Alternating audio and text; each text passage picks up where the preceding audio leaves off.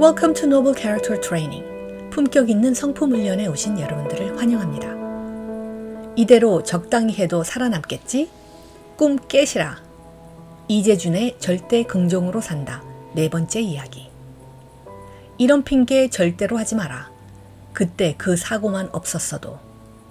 성공자들은 역경과 공포, 약점들을 마주하지만 그들은 이것을 다룰 방법을 용케 찾아낸다. 그들은 모든 것이 잘못되어 가는 그 끔찍한 순간에도 자신의 목표와 꿈이 감정의 볼모로 사로잡히는 것을 거부한다. 지속적으로 성공하는 사람은 어떤 상황에서든 긍정적인 자세를 유지한다. 그들이 보통 사람과 다른 점은 부정적인 생각에서 긍정적인 생각으로 재빨리 옮겨가는 장점을 가졌다는 데 있다. 뛰어난 성공을 거둔 사람들은 실패에 대해서 이미 학비를 냈으니 이제 배움의 수학을 거둘 시간이다 라고 말한다. 이것은 실패를 스승으로 삼기 때문에 가능하다. 어떤 일을 시작해 놓고 그 일이 실패로 돌아갈까봐 전전긍긍하며 조바심을 내는 사람들이 적지 않다. 만약 오늘 실패했더라도 두려움을 갖지 마라. 내일의 태양은 다시 떠오른다. 이번에는 실패했지만 다음에는 성공할 수 있다는 자신감을 가져라. 두 번째 실패했으면 세 번째는 일어설 수 있다는 자신감을 가져라. 긍정의 힘으로 살아야 한다. 어렵더라도 한번 부딪혀 보리라. 라고 긍정적인 말을 하라. 이런 핑계 절대로 하지 마라. 나는 왜 이렇게 되는 일이 없지? 인간은 오만하다. 나에게는 좋은 일, 복된 일, 행복한 일만 일어나고 나쁘거나 불행한 일은 일어나서는 안 된다고 생각하는 마음은 지극히 이기적인 것이다. 사람들에게 소망하는 것이 무엇이냐고 물어보면 대체로 비슷한 말들을 한다. 누구나 돈 많이 벌고 하는 일마다 잘 되고 자식들 공부 잘하고 오래오래 병들지 않고 잘 사는 것을 바란다. 그러나 살다 보면 좋은 일도 있고 나쁜 일도 있게 마련이다. 다른 사람에게 일어나는 불행한 일이 나에게도 얼마든지 일어날 수 있다. 아니, 그동안 많이 일어났다. 나쁜 일이 있으면 좋은 일도 있겠지 하면서 스스로 위안하고 견딜 따름이다. 부디 불행한 일이 일어나지 않기를 바라지만 만약 불행한 일이 일어나더라도 받아들일 수 있는 마음의 공간을 준비해 놓아야 한다. 고통과 역경도 인생의 한 부분이다.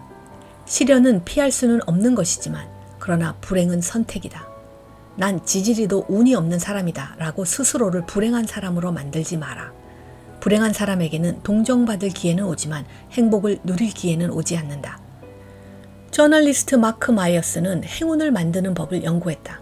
7개 중에 한두 개만이라도 실천하면 지금보다 더 많은 행운을 불러들일 수 있을 것이다. 첫째, 다른 사람을 기분 좋게 해주자. 실수하더라도 웃어라. 당신이 조금 모자라 보이면 다른 사람의 기분이 오히려 좋아진다. 둘째, 반하게 하는 사람이 되자. 사람을 뿌리칠 수 없게 하는 매력은 웃음이다. 온화함과 상냥함이다. 그것은 적당한 강도로 표현된 열정이다. 열정은 전염성이 강해 다른 사람들을 당신의 가슴 뛰는 삶으로 끌어들인다. 셋째, 어린아이의 마음을 간직하자. 너무 똑똑하면 도움을 받을 수 없다. 아는 척하지 말고 순진한 어린아이의 호기심으로 왜와 어떻게를 물어보자. 그러면 사람들이 숨기지 않고 이것저것 알려줄 것이다. 그게 바로 행운을 잡는 방법이다. 넷째, 사람을 관대하게 대하자. 대가를 기대하지 말고 베풀어라. 관대한 사람은 다른 사람의 관심을 끈다. 그러면 넘치게 도움을 받을 수 있다. 다섯째, 다른 사람의 신뢰를 얻자. 아이디어가 있으면 공원의 그네처럼 공유하자. 잠시 명성을 얻는 것보다 오래 존경을 받을 수 있다. 이것은 신뢰를 얻는 가장 확실한 방법이다. 여섯째, 괴롭히는 사람에게 복수하지 말자. 복수는 달콤한 것이 아니다. 상처를 주어 잠시 만족감을 얻으면 곧 후회하게 된다. 오히려 배반하고 거절한 사람이 죄의식을 느끼게 하자. 그는 언젠가 그 미안함을 갚게 된다. 일곱째, 경쟁하지 말자. 유일한 경쟁자는 자기 자신뿐이다. 도전을 기회라고 생각하기보다는 배움이라고 여겨라. 그러면 덜 두려워진다. 도전하는 태도를 하나의 습관으로 만들자. 손바닥을 마주칠 사람이 있어야 한다. 필립 나이트는 고등학교 재학 시절 중거리 육상 선수였다. 경영학을 전공하려고 오리건 대학교에 들어갔는데 그 학교는 마침 미국에서 육상으로 유명한 학교였다. 그곳에는 올림픽 대표 선수를 19명이나 키워낸 육상 코치 빌 보우맨이 있었다. 필립 나이트와 빌 보우맨은 스승과 제자로 만났고 필립이 대학을 졸업한 후에도 자주 연락하며 지냈다. 스승인 빌 보우맨은 필립 나이트가 제시한 단돈 $500에 기꺼이 동업자가 되었다. 그러나 필립 나이트의 탁월한 마케팅 능력과 스포츠 과학을 전공한 빌 보우맨의 꾸준한 연구가 시너지 효과를 내기 시작했다. 빌 보우맨은 나이키 신발의 트레이드 마크가 된 와플 모양의 신발 바닥을 만들었고 신발 무게를 줄이는데도 엄청나게 신경 썼다. 나이키 운동화는 1972년 경기장에 첫 선을 보인 후 그리스 신화 속 승리의 여신처럼 본격적인 성장 가도를 달리기 시작했다. 1979년 나이키는 미국 시장의 50%를 점유했다. 그리고 1980년대와 1990년대를 거치면서 세계 최고 스포츠 브랜드로 발돋움했다. 만약 필립 나이트와 빌 보우맨이 대학 운동장에서 육상 선수와 코치로 만나 서로 신뢰를 갖지 못했다면 졸업 후에 사업을 같이 할 수 있었을까? 또 두 사람 모두 육상 선수 출신이었거나 육상 코치 출신이었다면 나이키가 세계적인 기업으로 성장할 수 있었을까? 두 사람의 만남은 가히 운명적이었던 것이다. 성공한 사람들의 얘기를 듣다 보면 인생에서 운명적인 만남이 있었다. 그 만남은 부모나 스승, 배우자, 선후배, 멘토, 파트너, 심지어는 라이벌이기도 했다. 사람은 누구와 어울리냐가 중요하다. 마크 트웨인은 당신의 야망을 꺾으려고 하는 사람을 멀리하라고 했다. 내 야망을 꺾는 사람은 주위에 많다. 그들은 이런 말로 내 인생에 딴죽을 건다. 그건 불가능해. 하지마. 실패하면 너 자신에게 엄청 실망할 수도 있어. 그런 건 잊어버려. 수십 년 노력해도 그런 일은 절대로 못해. 포기해. 오르지 못할 나무는 쳐다보지도 마. 10명의 친구가 이익을 주는 것보다 단 한 명의 적이 더 많이 해칠 수 있다. 사람을 사귈 때는 실수를 하거나 무례할 때 주저하지 않고 잘못을 지적해주는 사람을 사귀어라. 밤을 새워 이야기해도 질리지 않는 소탈한 사람을 사귀어라. 내가 잘 되면 잘 될수록 나보다 더 좋아하고 기뻐해주는 친구를 가진 사람은 천하를 소유한 것보다 더 큰 복이 있는 사람이다. 남이 잘 되면 박수를 힘껏 쳐주라.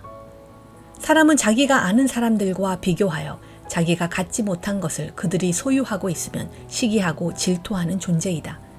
자신이 아는 사람보다 못하라는 것을 받아들이지 못하는 것이다.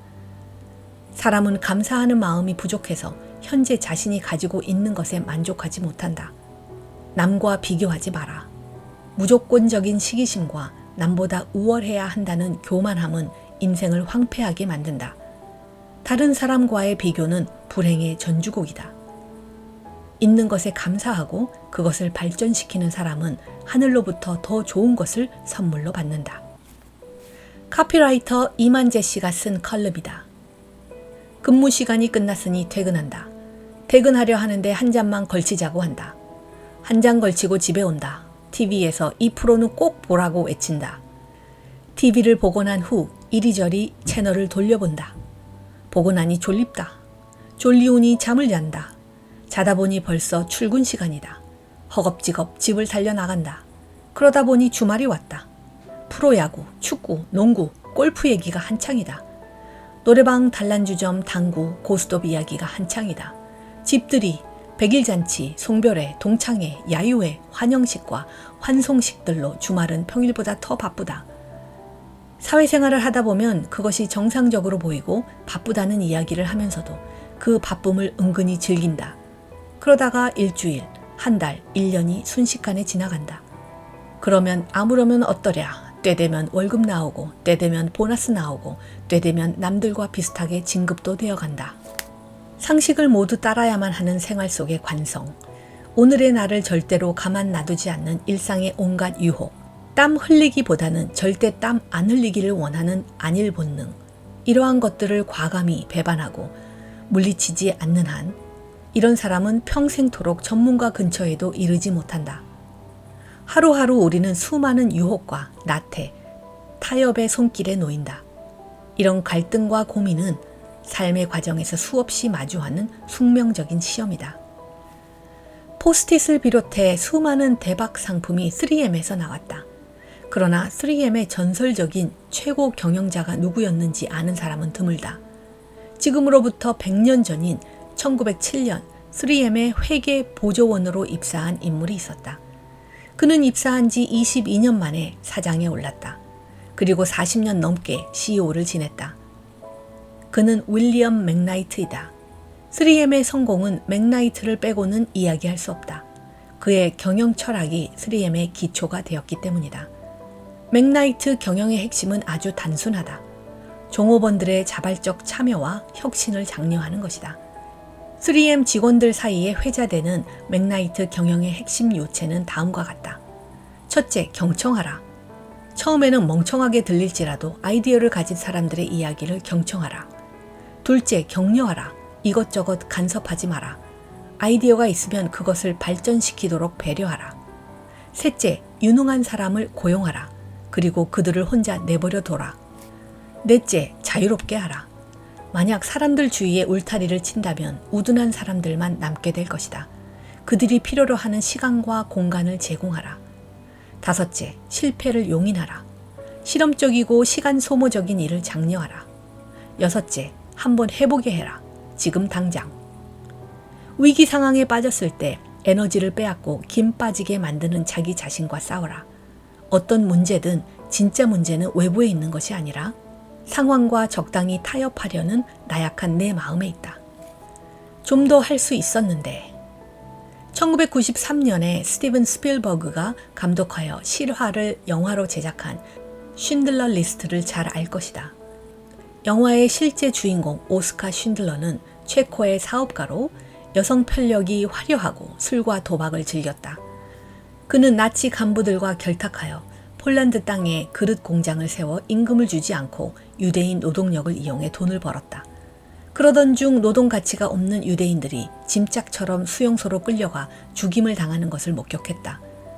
쉰들러는 인간적 고뇌 끝에 유대인을 살리기로 마음먹었다. 그리고 자신의 공장을 나치로부터 유대인을 보호하는 피난처로 이용하기 시작했다. 나치 친위대 장교 괴트와 협상하여 돈을 지불하고 자기의 고향 체코로 데려갈 유대인 1,100명의 명단을 작성했다. 체코행 기차에 탑승한 유대인들은 탈출에 성공하고 쉰들러의 체코 공장에서 종전을 맞았다. 유대인들은 전범으로 몰릴 쉰들러를 염려해 금리를 뽑아 만든 반지에 한 생명을 구한 자는 전 세계를 구한다는 탈무드의 글귀를 새겨 모두의 서명이 된 진정서와 함께 전했다. 그때 쉰들러는 눈물을 흘리며 자기 손가락에 끼어있는 금가락지를 빼들고 이렇게 말했다. 나는 이 금가락지로 유대인의 생명을 더 살릴 수 있었는데 그러지 못했습니다. 이 구두요, 한 사람을 더 살릴 수 있었는데 그러지 못했습니다. 이 코트요, 이 소매 단추요, 3명은 더 살릴 수 있었는데 그러지 못했습니다. 쉰들러는 더 많은 유대인들을 수용소 가스실에서 살리지 못한 안타까움으로 눈물을 떨구었다. 자기에게 절실한 것을 목표로 세운 사람은 눈빛부터 다르다. 죽어도 1등 하겠다고 목표를 세운 사람과 막연하게 1등을 바라는 사람은 애초부터 경쟁자가 될 수 없다. 이대로 적당히만 해도 살아남겠지 라는 생각은 버려라. 어차피 월급 받자고 하는 일인데 괜한 승부욕을 부려서 무엇하나 라고 생각하지 마라. 내가 대충 하고 있는 사이에 남들은 어느새 나를 앞질러 간다. 어중간한 사람은 경쟁에서 도태될 수밖에 없다. 자극과 긴장 없이 안일하게 나태한 생활을 하면 당장에는 편해 보일지 몰라도 결국에는 소 잃고 외양간 고치는 신세를 면할 수 없다. 눈치로 살지 말고 소신을 가지고 살자. 하나를 듣고 10가지 의문을 품는 사람이 되라. 괴짜와 어울리면 괴짜가 된다. 바보와 어울리면 바보가 된다. 독특한 시각과 창의성을 가진 사람과 어울리다 보면 자연스럽게 그 사람의 시각과 열정을 닮아간다.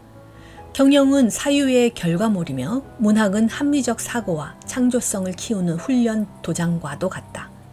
요즘 경영자들이 인문학 책을 다시 찾아 읽는 것은 조직이 절체절명의 위기의 순간에 봉착했을 때 이성적으로 판단해야 하고 아예 그런 위기 상황이 오지 않도록 예방하기 위해 역사적 교훈을 새롭게 깨닫기 위함일 것이다.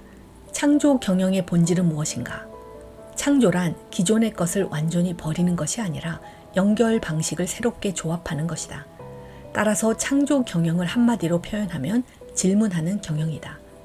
나는 여기서 무엇을 배워야 하는가? 이 사람에게서 무엇을 배워야 하는가? 이 상황은 나에게 무엇을 가르쳐 주는가? 자신과의 싸움에서 이겨라. 프로골퍼 최경주의 모토는 빈잔이다. 그는 2000년 자신의 인생이 걸린 경기에서 마지막 홀 3m 퍼팅을 앞두고 긴장감으로 손이 벌벌 떨렸다. 그는 하나님께 기도했다. 꼭 넣게 해달라고? 아니다. 마음을 비우게 해달라고였다. 비움의 기도로 그는 제기했다. 빈 잔일 때 비로소 새로운 게 채워진다. 실력은 있지만 교만한 사람이 있다. 목표를 추구하지만 조급한 사람이 있다. 힘과 열정은 있지만 남을 배려하지 않는 사람이 있다. 성공하려면 자기와의 싸움에서 먼저 이겨야 한다. 자신과 싸워 이기려면 자신의 한계를 극복해야 한다. 한계를 극복하려면 두려움과 싸워야 한다. 두려움은 사람을 위축시키고 선택을 주저하게 만든다. 두려움을 극복하고 싶지만 사실 그것은 극복의 대상이 아니다. 두려움을 이기려면 두렵다는 사실을 인정하고 기꺼이 그것을 받아들임으로써 최소화할 수 있다. 두려움은 극복하는 것이 아니라 받아들이는 것이다. 성공한 사람들의 말을 들어보면 공통적으로 하는 말이 있다. 변화를 시도할 때마다 불안감과 두려움이 엄습해 왔다는 것이다. 처음에는 두려움과 싸워보려 했지만 그것이 여의치 않아서 현실을 있는 그대로 수긍하면서 먼저 자신과 싸웠다고 한다. 자신과 싸우는 시간은 고독할 수밖에 없다. 역사적으로 이름을 남긴 인물들은 대개 자기만의 시간을 가졌다는 특징이 있다. 인간적인 매력도 많지만 약점도 적지 않았던 처칠은 시간이 나면 방음장치가 된 하원의 방에 홀로 있기를 좋아했고 드골도 집무실에 들어가면 전화가 울리지 못하도록 했다. 침묵을 통해 자신을 되돌아보는 시간을 가졌던 것이다. 헨리 포드는 자동차로 세계적인 부자가 되었지만 검소한 삶을 살았다. 그는 적당한 운동, 80%만 배를 채우는 소식, 신선한 공기를 건강의 비결로 삼았다. 내 안의 소리가 크면 타인의 소리가 들리지 않는다. 독일의 사회학자 게오르그 짐벨은 오만한 사람에게는 자기 가치의 절대적인 높이만이 중요하며 허영심이 많은 사람에게는 자기 가치의 상대적인 높이만이 중요하다고 했다. 오만한 사람은 많이 가지고 있어도 기쁨을 느끼지 못한다. 오직 다른 사람보다 더 많이 가져야만 기쁨을 느낀다. 사람을 오만하게 만드는 것은 비교다. 비교는 남보다 위에 있다는 즐거움이다. 사치와 허영심은 남들을 압도하려는 마음에서 나오는 것이다. 그것은 남들과 끊임없이 비교하면서 자신의 욕심과 체면, 과시욕에서 비롯되는 경우가 많다. 겸손은 자신감 있는 사람만이 갖출 수 있는 인격이다. 겸손함이란 비굴함이 아니라 자신을 과대평가하지 않는 신중함이다. 마음을 움직이려면 자존심을 건드리지 마라. 남의 자존심을 건드리지 마라. 세상에는 하찮은 사람이 한 사람도 없다. 무시하고 짓밟아도 되는 사람은 없다. 실력 없고 돈 없다고 깔보지 마라. 부족하고 허점이 많은 사람이라고 함부로 대하지 마라. 아무리 못나고 부족해 보이는 사람도 그 부모에게는 둘도 없는 아들이고 딸이다. 그 아들, 딸 키우기 위해서 부모는 많은 피눈물을 쏟았다. 노숙자도 집에 들어가면 아버지요 남편이며 세상에 더 없는 집안의 기둥이다. 중요한 사람이다. 망하거나 무너져서는 안 될 사람이다. 마더 테레사는 나는 하나님의 연필이다. 하나님은 작은 몽땅 연필로 좋아하는 것을 그리신다. 하나님은 우리가 아무리 불완전한 도구일지라도 그것으로 너무나 아름다운 그림을 그리신다고 했다. 중요하지 않은 사람은 한 사람도 없다. 나는 사람들을 세워주고 있는가? 아니면 내 꿈을 위해 사람들을 이용하고 있는가? 사람을 판단하고 심판하지 마라. 사람을 대할 때는 검찰청의 검사가 아니라 친절한 의사가 되라. 좋은 의사는 오직 아픈 사람을 고쳐주고 죽어가는 사람을 살려내는 일에 전심전력한다. 잘잘못을 따지지 않는다. 잘나고 못나고 판단하지 않는다. 과거도 묻지 않는다. 있고 없고를 상관하지 않는다. 오직 살려주는 일에 전념하는 것이 의사이다. 사람을 못살게 하는 일에 가담하지 마라. 사람을 짓밟는 자리에 그림자도 비치지 마라. 사람을 안 되게 하고 무너뜨리는 일은 생각하지도 마라. 사람은 인정과 사랑을 받으면 더욱더 노력한다. 사람의 마음을 사로잡지 않고 되는 일은 하나도 없다. 사람의 마음을 움직이려면 자존심을 상하게 해서는 안 된다. 빛은 나눠줄수록 더 밝아진다. 에이브러함 링컨은 누군가의 참 모습을 보고 싶다면 그의 손에 고난 대신 권력을 주어보라고 했다. 인격이나 수양이 부족한 사람이 힘과 권력, 높은 지위, 분에 넘치는 돈을 가지면 자만심의 증세가 나타난다. 고집을 부리고 옳은 소리를 듣지 않는다. 겸손을 잃어버리고 교만해지면 강직한 조언자보다는 아첨꾼이 주위에 들끓는다. 교만한 사람 주위에는 옳은 소리를 하는 사람이 없다. 옳은 소리와 쓴 소리가 들려도 받아들이지 않기 때문이다. 사람은 자신을 정확하게 볼 수 없다. 거울로 자기 얼굴을 비춰보듯 누군가를 통해서 자신을 바라보아야 한다. 망해가는 사람은 자신의 모습을 볼 수 있는 거울이 없다. 사람은 끊임없이 자신에 대해서 정직하게 말해줄 수 있는 사람을 만나야 한다. 나 아니면 안 된다는 오만함과 자만심은 사람을 무너뜨린다. 돈 이야기, 자식과 배우자 이야기, 직장 이야기, 먹고 사는 걱정, 그리고 남에 대한 험담을 빼고 2시간 이상 대화를 나눠본 적이 있는가? 대화를 나누면서 유쾌한 자극과 영감을 주고받는 친구가 있는가? 누구에게나 그런 사람, 그런 대화가 그리운 날이 있다. 체면이란 남을 대하기에 떳떳한 돌이나 얼굴이다. 사람은 체면을 중요하게 생각하는 존재다. 그래서 냉수를 마시고도 이를 쑤신다. 남보기에 근사한 집이나 자동차, 그럴듯한 직장에 연연해 하는 것도 그로 인해 자신의 가치가 높아진다는 생각을 하기 때문이다. 우리는 어렸을 적부터 그런 사고방식에 길들여져 있다. 부모는 아이가 울음을 터뜨리면 뚝! 아이 창피해! 사람들 본다! 고 하고 형편없는 성적표를 보여드리면 남들 창피해 얼굴을 못 들겠다는 말을 했다. 결혼을 할 때도 집안 체면 때문에 분수에 넘치는 혼수를 해가기도 했다. 문제는 체면 칠해가 습관이 되어 타인과 세상의 시선에 맞춰 살기도 했다. 내가 살고 있는 현재의 삶이 나를 위한 것인지 내 주위 사람의 시선을 위한 것인지 구분이 안 될 지경에 이른 것이다. 위로와 격려의 말이 선한 말이다. 한 기자가 달라이 라마에게 물었다. 어떻게 많은 사람들에게 영향력을 끼치십니까? 달라이 라마는 이렇게 말했다. 저는 사람을 만났을 때 딱 2가지만 생각합니다. 저 사람에게 내가 배울 점이 무엇인가? 그리고 어떻게 하면 저 사람을 도와줄 수 있을까? 위로하는 말은 선한 말이다. 위로와 격려의 말은 마음이 상한 자나 고통을 겪는 자에게 따뜻한 마음을 전한다. 우리는 모두 누군가의 위로가 필요하다. 동시에 누군가는 우리의 위로가 필요하다. 위로받고 위로하며 사는 게 인생이다. 지금 당신의 위로가 필요한 사람을 찾아 위로하고 격려해보자. 이재준의 절대 긍정으로 산다. 모든 시리즈를 마칩니다. 함께 해주신 여러분들께 감사를 드립니다. 오늘 하루도 일터에서 열정적으로 일하시고 동료들을 도우며 선한 영향력을 발휘하는 빛의 자녀가 되길 바랍니다. 그리고 가족들에게는 고마워, 사랑해, 나는 당신만 있으면 돼. 이 말을 해주며 상처와 아픔을 위로하는 사람이 되어보세요.